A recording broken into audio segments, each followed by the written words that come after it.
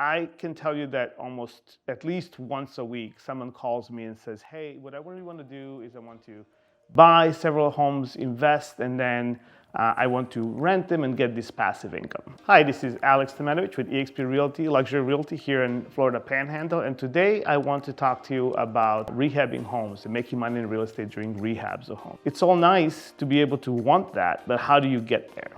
It was very difficult in the last few years to get there because the houses were continually increasing in value, and unless you had a lot of cash, it was hard to compete with buyers that want to have their primary residence. And primary residence people will pay more for the house than someone that's an investor because they need to make profit, right? Well, now that the market has shifted, I think we'll have more opportunities to do some rehabs and make some money, build some equity, and sell some homes or refi them, make yourself a nice portfolio of rentals.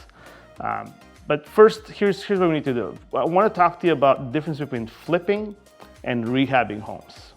And there's a significant difference.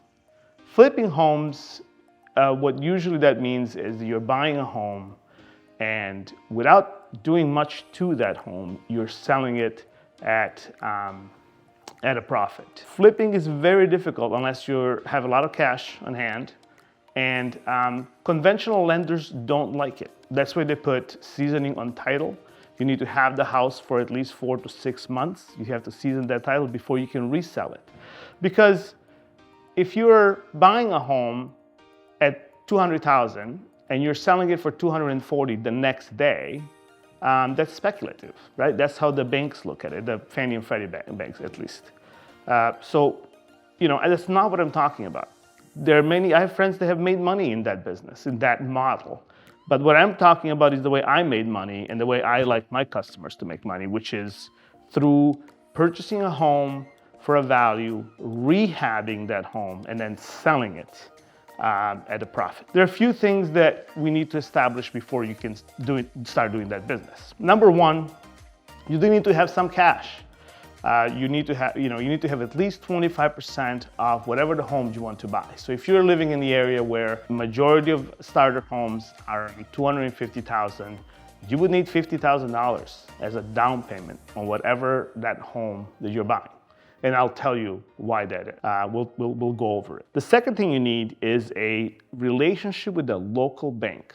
Local banks will give you a commercial rehab loan for the house you're buying. So first you'll open your LLC because you don't want to have your personal liability on a rehab home. There are too many things going on. So open your LLC, you open an account in a bank that does rehab loans for several reasons. Number one, they are a lot more approachable, right? You're not dealing with a big commercial bank that you walk in and nobody knows, who you are.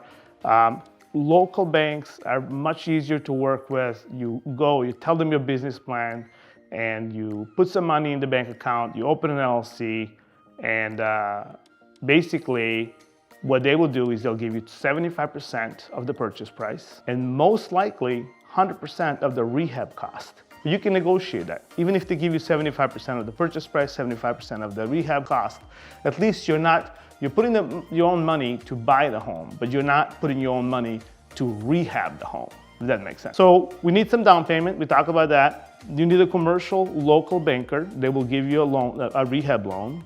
You also need to establish a relationship with a loan officer or a nearby mortgage company that deals in conventional financing. The reason that is because if you do want to establish a rental portfolio, you need to purchase a home that's distressed, rehab it, and then if you have enough value, the best thing to do is to refinance out of that home. Now you have a 30-year mortgage that's the interest rate is a lot lower, because when you're doing a commercial loan with a local bank, usually those rehab loans are 6 to 9 months, right? They're not going to last you forever. They're just there to rehab a home, and then you have to either sell the home or refinance out of it. So I'm going to keep repeating this because it's very important. You need some money for down payment. You need to establish a relationship with a local commercial banker, and you need to establish a relationship with a mortgage broker or a loan officer that deals with conventional finance. Finally, you need to establish a relationship with a construction company or a rehabber, someone that can pull the permits for some of the things that you need to do. If you need to change the windows, if you need to move the walls, they usually have relationships already with a plumber, an electrician, or an HVAC professional. The reason that's important is because a lot of people that come to me and say, hey, I want to start rehabbing homes, my first question is, who's going to do it? Do you have experience rehabbing homes? Now, there's some things that you can do. You can paint, you can move things around here and there. You can even, lay some of the LVP if you need to. But if you need to, the more money you're gonna, the more work that property requires, the more money you're going to make if the work is done properly. In other words, if I walk into a home that's $250,000 and it just needs a coat of paint, I will have a lot more competition to get that home.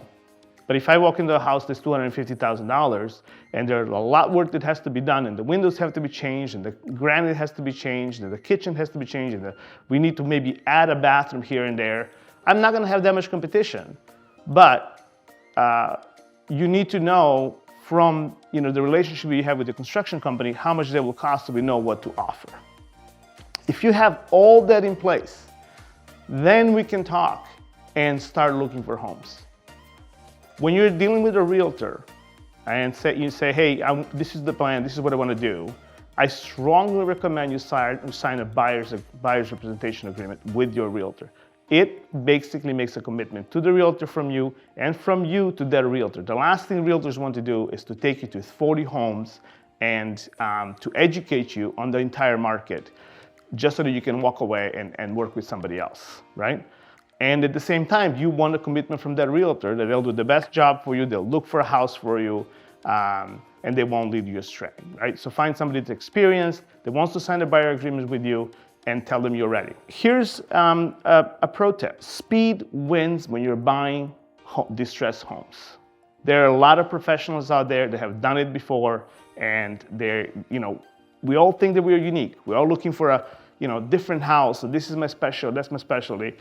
Everyone is looking for the same home. Everyone is looking for a great deal. Well, once you see that great deal, how fast can you pull the trigger?